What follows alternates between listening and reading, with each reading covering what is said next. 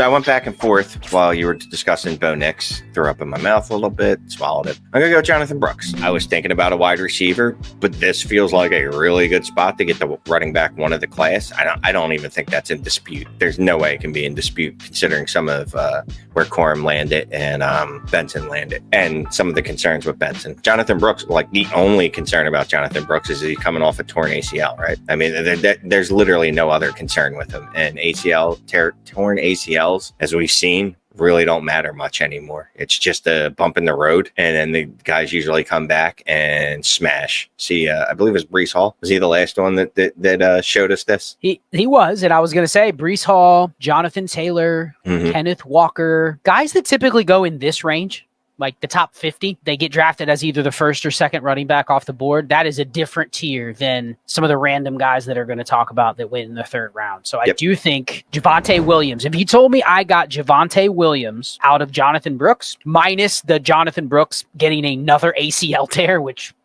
that's going to crush anybody. Javonte Williams was on a track, Shane, where he was a top 5 dynasty running back. Yeah. Whether he was good or not is a different story, but he came right out and people were like, that's the dude, that's the next, whatever you want to call it. If not for the torn ACL, he would have had a trajectory of, hell, I think Javonte got up to like running back 2 or 3 or 4, and he got up there. He was after his rookie season, he was definitely at least in the top 12. I don't know that he got that high, but and we don't have the ADP in front of us, but I almost feel almost with certainty that he got up to the top 12 because I remember making fun of people for. He definitely did. Top 8. Yeah. So I think that's a good pick. He's RB 15 right now. I think that will continue to climb. People are just so spooked about running backs, especially one in college that has a torn ACL. But I can also see you going, there's no way I should have got this guy. Like you could see right away he take the field and you're going, this is like Rashad White right away.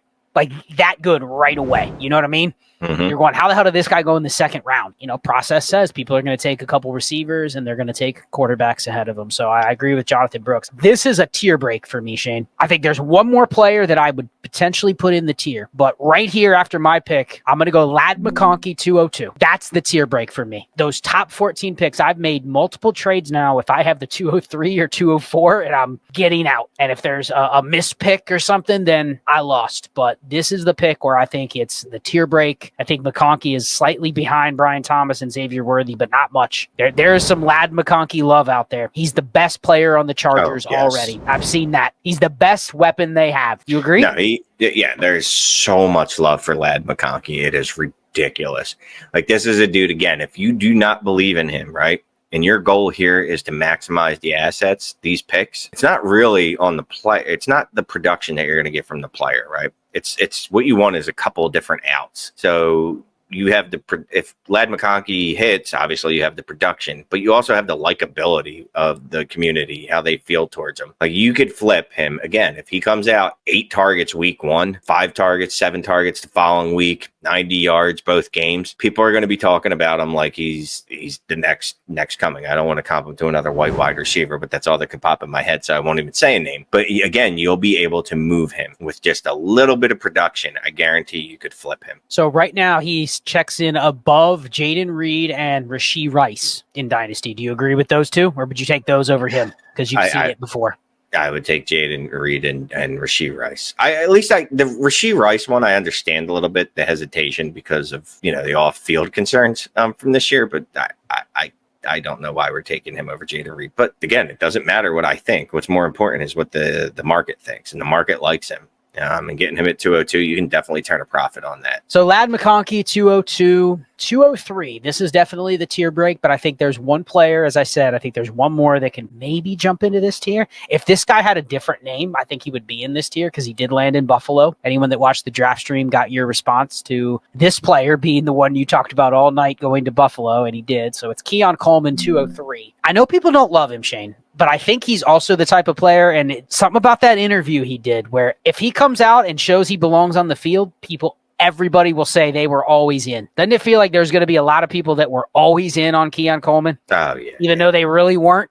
They like the spot. They like the competition, like the quarterback. Seems like a personality that may be entertaining. A personality like Stephon Diggs, but actually like nice and not just a dick. I think there's something about the endearing character that he showed in his first press conference, and there's also something magical about Buffalo, Shane. Like, people just love like a good story out of Buffalo. So I think there could be a complete turn on Keon Coleman, especially because the narrative was he's not ready right away. But if he's out there right away, you're going to go, man, the ceiling is just incredible for this guy, given what he's showing at 20 years old. He won't be 21 for a month or two. So, I think it's there for him to have a chance to move him for something better because of the spot, because of the situation, because of the character that he showed already. So Keon Coleman, 203. Well, disappointed. I wouldn't mind taking him here, but I'm going to go Xavier Legette. Okay, Xavier Legette, 204. I did want to ask you, after that Coleman pick, doesn't it feel, do you really want to make a ton of picks? I know they're fun, but this feels like the range where I'm starting to think about what else can I do with these picks. And I'm guessing you're not getting future firsts, but is this the kind of pick right there that you would trade that pick for a future second and a third right now? The correct answer is you should, right? I guess, because you're getting in the second round, but no, because Xavier Legette, even though he's fallen to 204, and this is a 2-man mock draft, so this will make no sense, I'm willing to take him in the first round in drafts, but I don't have to, so I won't. But no, I'm just say, who are you taking him over? I mean, otherwise, we're literally doing a mock that you could. I could see taking him in the first, right? Like the Bo Nix, I could see taking him over Bo Nix, to be honest with you. Deep class. We got lucky with 6 quarterbacks in the first round. So this is just going to happen. There's going to be first round wide receivers, as we've just seen, that have fallen to the second round of these drafts. So are you doubling up and taking the last remaining first round receiver here? 205. What are you doing? Who am I missing? Who was the last missing? Ricky Pearsall. Oh. We forget he went in the first because you never thought he would, and then he did. Yeah. Are you taking him? If not, I'll take him and I'll explain what I'm thinking with him. I haven't taken any Pearsall yet, but I've seen some people going, I'm buying into a narrative of what I think I can do with Pearsall. So what are you doing here? No, I'm going to go ahead and just take my guy. Who do I like better? It's a running back. I'm going to go with Trey Benson. I know that a lot of people think he's just going to be a committee back, and he's got James Conner there, who is, as long as he's healthy, is very good. But I'll take Trey Benson here. Now I want to hear all about this Ricky Pearsall love of yours. I'll take Ricky Pearsall 206. It's not Ricky Pearsall love. It's that, Shane, if Brandon Ayuk or Deebo Samuel are traded, does Ricky Pearsall crack the top 14? Oh, in rookie drafts. Yes. If he got traded, if one of those guys gets traded by the time this video is posted, yes, Ricky Pearsall's going with Ladd McConkey. Don't you agree? Maybe higher? I'd be honest. Being honest with you, well, again, he can't get to the first round. I don't think he can get to the first round, but yeah, he could get ahead of Jonathan Brooks. So 201 is feasible. Yeah, the reason I took him is, and I don't prefer him over some of the other receivers, but I also don't think there's a story for any of the other receivers or even running backs to jump into this range quickly. Right. Maybe not all time, maybe not over the course of a season, but not quickly. And if I'm just burning a pick at 206, I'm kind of betting on, hey, I may have an asset over the next 3 months that's super exciting to have. And if I don't want them, I can actually move it. You draft some of these other players, like, let's be honest, you draft Trey Benson, Shane, you're not moving Trey Benson for a profit in the next month. Like, some stuff needs to happen. Yeah, I mean, if there's probably 3, 4, maybe 4 or 5. There's actually 4 running backs in this class that I'm not actually looking to move for a profit unless that profit is a first. And I don't know that you could do that for any of the running backs in this class except Jonathan Brooks. Benson kind of feels like going backwards. I've built my running back a certain way, my running back room. I could probably use a Trey Benson in that room. Yeah. And I'm going to follow you up with Trey Benson, and I am going to take Blake Corum at 207. I prefer Blake Corum to Trey Benson simply because people will buy into the Rams running back if he's the one that has the job. Is it going to happen right away? Probably not. Kyren is still there. I don't think this kills Kyren. It's going to be interesting to see how they use both of them together, if they do, or if they maintain the same thing that they've been doing. But it feels like, at worst, if I draft Blake Corum at the 207, and I just have Blake Corum for the next 3 years, and if I told you I get 6 standalone starts for Blake Corum in his career, probably 3 of those are finishing in the top 10 of the week, top 12, and it's for a second. So this feels like the ultimate handcuff situation, that you're not paying the ultimate what could happen price. You're getting him at the 207. So I love getting Blake Corum in the mid-second, and he doesn't have to overtake Kyren Williams. He just needs to give me, can I get 3 games from Blake Corum next year where Kyren Williams isn't playing, Shane? If so, yes. That's worth this pick alone. Yes. Let alone if Kyren goes away. Now you're going to Blake Corum's worth of first. Yep. I mean, and I'll say this, I see him and Trey Benson as very similar in the way they can get there this year and even the next year. And I hate, I hate looking at running backs and going, well, after the lead back leaves the following year, then they're the guy, because we already know that rarely, if ever, comes to fruition the way we want it to work. And what most often happens is that their team adds another running back with similar draft capital. But there's a path for both those guys to get there. It's not even the lead back leaves. It's that they are in a very strong 1-2 tandem committee for multiple years.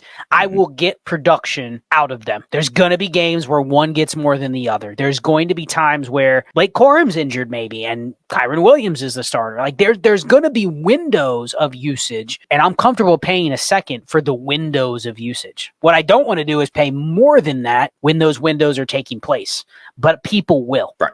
James Conner gets hurt, people will pay first for Trey Benson. Same with Kyron Williams. So that's one of the contingencies of why you would draft these guys here over some of the receivers. Given all the receivers left, don't you think are all just kind of, they're good shots. There's probably going to be one or two really good receivers out of the ones that are remaining, but feels like there's more equity and upside usage-wise and value-wise potentially with the running backs. So you got 2 picks, 208, 209. Where are you going? I guess, not I guess. I mean, it's my pick. It's up to me, but I'm going to go ahead and take Jalen Polk. I don't know that we need to talk much about this. Obviously, this is a guy that is in a position where he could, in theory, end up being a wide receiver 1 on his roster. Most wide receivers that you're drafting in this part of the draft, you should probably expect them not to produce, but you know what? We'll take a stab here, and quite honestly, the running backs that we wanted to draft in this round are gone, so I'm not going to reach. Oh, it is 1.75, right? But we were talking off air prior to this about the tight end 2 of the class, and we're a little concerned about how that's going to work out. So instead, I guess I'm going to go with A.D. Mitchell. His draft capital actually wasn't that bad. It's just that if you look, he was probably,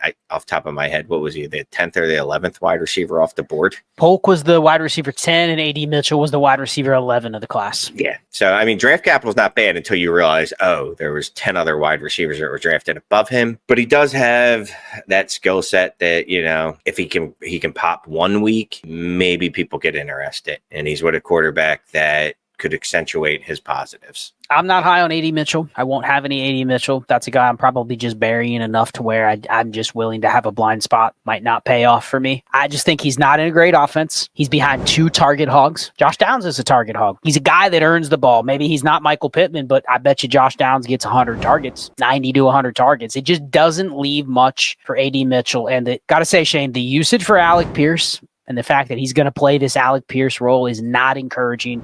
His college usage, less than 3% of his production was within 10 yards of the line of scrimmage, which means he's just not going to get anything easy. So not because you just made all valid points. We're doing a do-over. I'm not doing this again. We did this on the live stream when we forgot a Shane player. Fat-fingered the pick. So you're taking A.D. Mitchell Mack? He's off the board. I'm putting him back. Commish has paused the draft. You knew I wouldn't take him, so you're just not taking him because you know you're going to get him at the 212 when you pick again. Nope. I'm not. I promise you, I'm not going to draft him at 212. I might draft him at 211. Well, no. Okay. I'm stepping in. He has to be the 209 because if not, we're both just not going to take him, and then he's going to fall way to unrealistic. All right. You know what? That's my fault. I do think this is where he will go. We are just making the case that I don't want him, and now you kind of don't want him. No. It's just I know you should be picking the guy that I should have picked right here, but whatever. It's fine. Good. There's 4 receivers left that I think are in a tier where I'm willing to consider like these guys could be the quote unquote threshold receivers in a lineup league. In a start 11, I could envision a world where I start them. So I'm just going to pick the guys that I think have the path to the most value. So I'm going to take Jermaine Burton at 210, and I'm going to take Troy Franklin at 211. And those were guys drafted behind the other 2 that I'm probably thinking, that you're probably thinking as well. But I don't care. These 2 are on offenses or in situations where people will buy. Yes. If they're good, people will buy. Jermaine Burton, the wide receiver, as soon as T. Higgins goes, if he's good, there'll be a window. If Troy Franklin's good, man, he's got his college quarterback, Bo Nix, They're going to make sweet music for 2 years. Even if Bo Nix sucks, he's just going to feed Troy Franklin. I can see those narratives, and I'm drafting narratives here. So those are my 2 picks. Would you have taken those 2 for the same reasons? Yeah, I mean, and that's not even who I was thinking of, but I probably would have taken one of those 2 with my next 2. Okay, who are your next 2? Well, we're gonna go Roman Wilson, usable piece, and that's who I was actually advocating for my fat finger to get the trade pulled or the pick pulled, but that's okay. We'll go Roman Wilson at 212. Now, I mean, people are not going to like me when I do this. They're going to tell me that this is stupid. Let's hear it. That's okay. I've kind of talked myself into this player, and they're going to call it a homer pick, and I swear to God, it's not. You can actually blame Ray for this pick. Oh, no. You're not doing it, are you? Oh, yeah, I am.